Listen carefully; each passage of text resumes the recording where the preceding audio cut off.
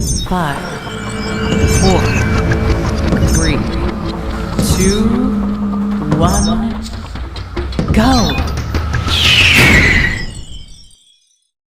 Coexistence is impossible.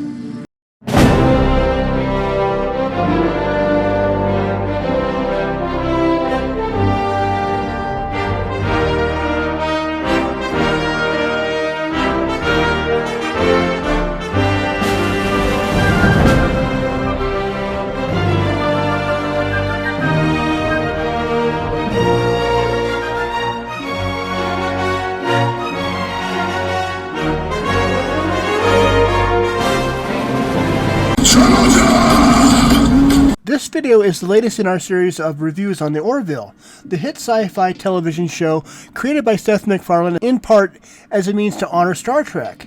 In doing this, the Orville is more Star Trek than the official materials being produced by CBS, with series producer Alex Kurtzman actually getting pissed off at Doomcock, who is a major fan of the Orville. It says something that your series producer gets angry because a YouTube creator gets mad at him. However, Doomcock happens to have one of the larger followings of the Orville and sci-fi fandom in general on the platform, so more power to him. He also loves the Orville, as do we, and with that bit of news out of the way, let's review the next few episodes of the Orville's second season.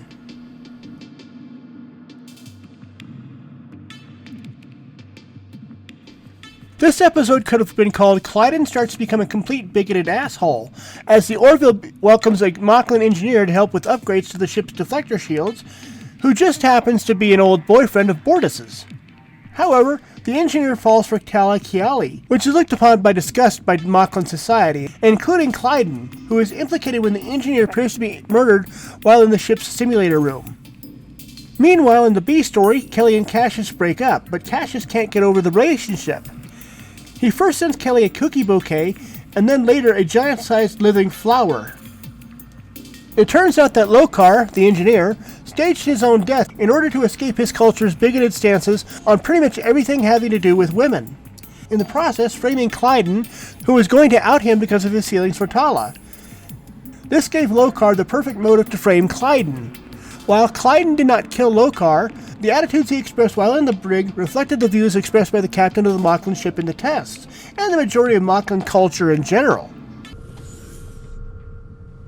Did you kill him? No, I promise you I did not. He disgusted you. Of course! Any Moclan would be disgusted by what he is. Even you. My thoughts are irrelevant. However, I believe you. Moclans and Moclan culture have often come across as offensive, and of course, bigoted. There is nothing redeeming about a culture who imprisons people on the basis of being who they are, and caring about who they love. In the end, the episode's title is not simply about the deflector tests, but how people deflect their flaws and faults onto others. However, for Lokar, the deflections end with him being thrown in jail, while Klyden gets a well-deserved ripping from Tala. You want to repay me? Here's how. When you see me in the corridor, walk the other way. I do not understand. Lokar didn't hurt you. He didn't hurt anyone. All he wanted was love. And yet because of you, his life is over. For no reason except your own prejudice. So as far as I'm concerned, you can go straight to hell. Klyden sheepishly returns to his quarters with Bortus, and you can tell that a lot more has to heal.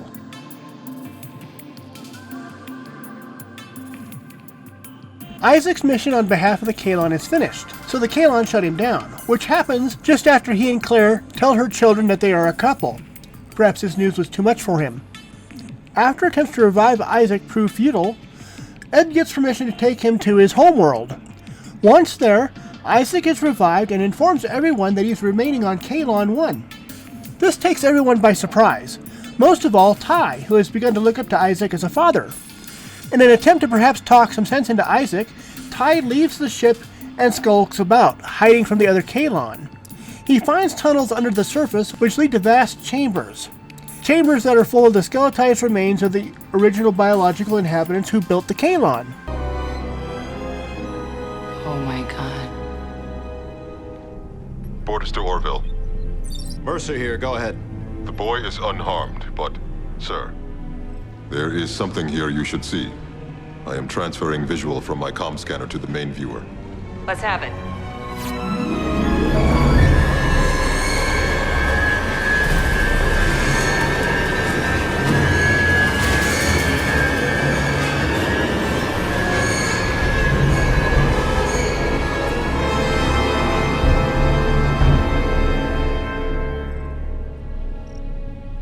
Borders, what are we looking at? Bodies, Captain. Thousands. But the remains are not Kaylon, they are biological. Upon seeing this genocide, Ed informs the Kaylon that they will not be welcomed into the Planetary Union, but by then, it is too late. At that point, large numbers of Kaylon invade the Orville. With the Orville under their control, a large fleet of Kaylon sphere ships lift off, and the flotilla heads toward Earth.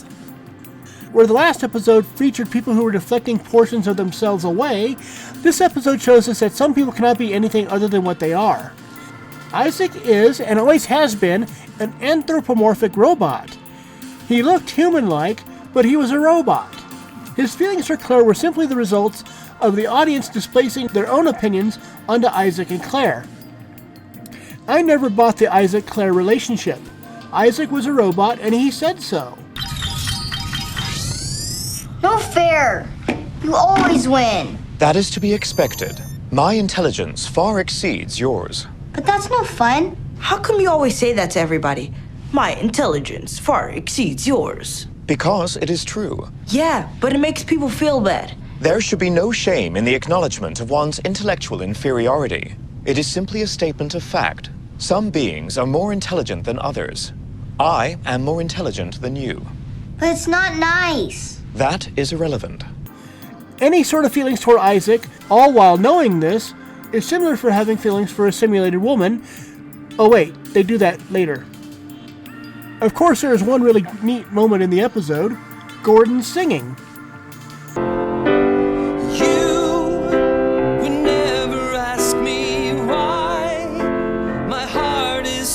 Disguised, I just can't live a lie anymore. That bit of humor aside, this episode raises the drama aspect of the series to its highest point, as the command crew confronts the specter of the mechanical Kaylon having massacred their creators. Also, with the Kaylon invading the Orville, there are some scenes where they are marching past dead security guards with bodies laying in the corridor, and the ending shots were spectacular. By this point, the series is a lot more dramatic than comedic.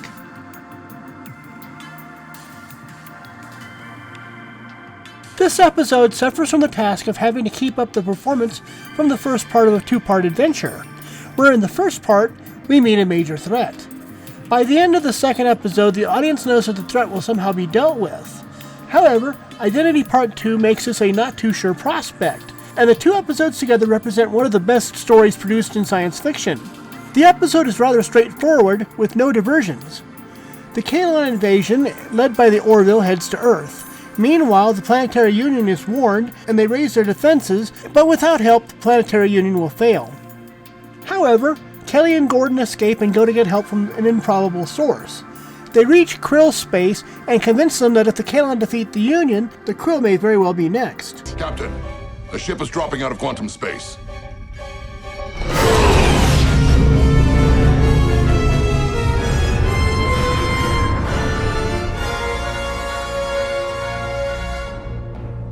So yeah, that's that thing we were telling you about.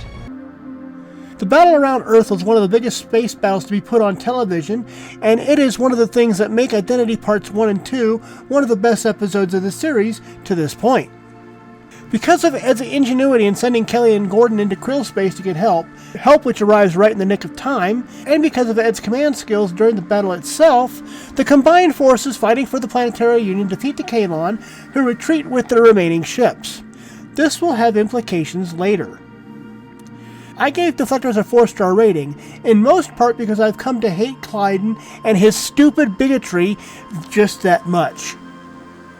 However, the quality immediately improves as I gave Identity Part 1 a 9-star rating and Identity Part 2 a 9.5-star rating. Certainly the best episodes of the series to this point.